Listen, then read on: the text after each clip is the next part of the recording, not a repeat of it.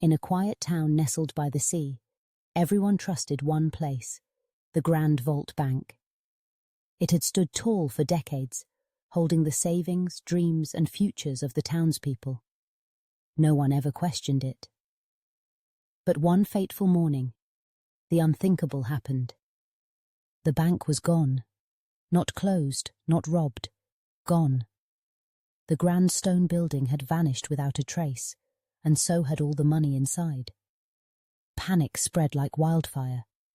People ran to the mayor demanding answers, but none came.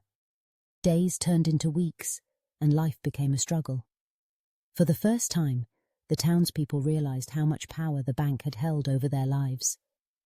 Then, out of nowhere, a stranger appeared in the market square. He carried a strange device, a small handheld screen glowing with patterns of numbers and symbols. "Who are you?" the people asked. The stranger smiled. "I am here to show you how to protect what's yours." He held up the device and said, "This isn't just a tool. It's a new way to hold your wealth, a way that no one can take from you, not even a bank." Skeptical but curious, the townspeople gathered around as he explained something extraordinary. Bitcoin.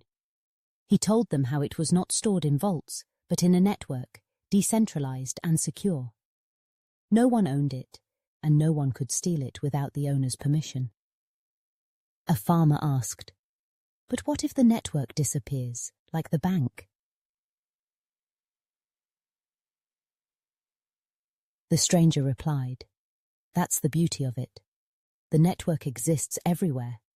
It doesn't need a building or a central authority. It's as strong as the trust between its users." One by one, the people began to learn and adopt this new system. They realized they no longer needed a towering building to hold their value. Their trust wasn't in a bank. It was in the network they had created together. Years later, the town thrived once again, not because of banks, but because of the power they held in their own hands. The bank is gone. The money is safe. Bitcoin is the future. The question is, will you trust the old system or will you build your own?